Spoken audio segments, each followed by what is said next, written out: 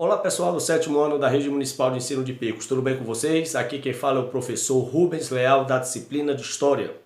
Gostaria de convidá-los a assistir a nossa aula de número 23, sob o título Economia e Sociedade do Brasil Colonial, que você poderá encontrar no seu livro didático a partir da página de número 164.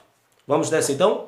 Então, pessoal, tão logo iniciou o processo de colonização do Brasil a partir de 1530, foi necessário por parte de Portugal imediatamente estabelecer processo econômico na colônia e optou-se por implementar a indústria açucareira. O açúcar seria o produto a ser produzido no Brasil e revendido na Europa para garantir lucros aos cofres portugueses. E por que, professor Rubens, a escolha pelo açúcar? Por que não qualquer outro produto agrícola? Eu explico. Na verdade, a escolha pelo açúcar não foi aleatória, não foi algo arriscado, mas já foi algo pré-estabelecido. Por quê? Primeiro, o solo e o clima do Brasil eram extremamente propícios à produção açucareira. O nosso solo de terra roxa, massapê, no litoral, era muito fértil e a cana certamente se adaptaria com muita facilidade. Do mesmo modo, o clima tropical, que ostenta ali, oscila entre chuvas, períodos mais de estiagem, nem tão quente nem tão frio, é ideal para a cana-de-açúcar se adaptar. E o Brasil tinha um clima ideal e um solo ideal. Outro motivo pela escolha da cana-de-açúcar e da produção açucareira foi o fato de Portugal já ter uma experiência anterior nesse processo. Não era algo novo que Portugal iria iniciar. Portugal já produziu açúcar anteriormente em suas ilhas africanas, nas ilhas de Cabo Verde, Açores, nos arquipélagos portugueses lá no continente africano. Então já havia uma experiência prévia na produção açucareira. E o terceiro e último motivo, obviamente, eram os bons preços que o açúcar atingia no mercado europeu. Então Portugal sabia que o açúcar lhes renderia muitos lucros e abasteceria muito bem os seus cofres.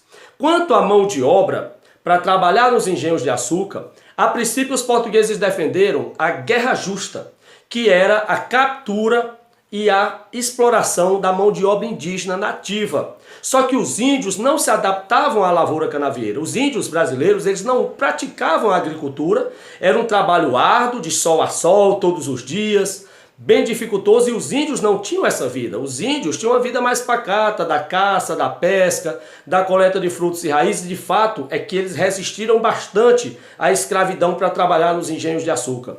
E a segunda alternativa lusitana foi trazer o negro africano para a lavoura açucareira, num comércio triangular, Europa, África e América, que terminou rendendo muitos lucros a muitos portugueses. Por quê? Eles iam até o mercado africano, compravam os negros a preços bem baratos ou trocavam por mercadorias como fumo, aguardente, traziam esses negros em navios negreiros para o Brasil e os revendiam a preços bem mais altos, com uma alta margem de lucro para os senhores de engenho. Lembrando que o engenho não era apenas o local onde se moía a cana e praticava-se a produção do açúcar. Não, o engenho no Brasil colonial era toda a estrutura que foi montada para a produção açucareira. O engenho envolvia o canavial, é claro, o local onde se produzia a cana, onde se plantava, cuidava e colhia. A casa de engenho, onde a cana ia ser prensada e transformada no melaço para dar origem ao açúcar. A roça, que era o local onde se produziam os itens de subsistência para abastecer os engenhos, arroz, feijão, milho, mandioca. A Casa Grande, que era a residência oficial do senhor de engenho, do dono das instalações. A senzala, que era a residência coletiva, onde os negros ficavam no descanso noturno para o trabalho do dia seguinte. Todo engenho tinha uma capela, o local onde todos se reuniam aos finais de semana para agradecer a Deus. E todo engenho tinha uma casa de purgar, o local onde o açúcar era purificado, embranquecido para ser finalmente levado e revendido na Europa. Lembrando que na roça, onde havia o cultivo de subsistência, ou seja, um cultivo para abastecer os engenhos, quais produtos eram comuns? O fumo, o algodão, a mandioca, o feijão, o milho, o arroz, como eu disse, legumes, frutas, E é bom lembrar que na roça também havia a prática da pecuária, a criação de bovinos, para abastecer os engenhos com carne e couro. Era muito importante a pecuária também, e a pecuária ela não acontecia no meio dos canaviais, porque corria o risco dos bovinos consumirem a cana, destruírem a plantação. Então havia um local apropriado já para se criar os bovinos para abastecer os engenhos. É bom lembrar também que todo esse processo, a instalação do engenho, a administração, a escolha pela produção açucareira, pela indústria açucareira, atendia ao mercantilismo, ao pacto colonial.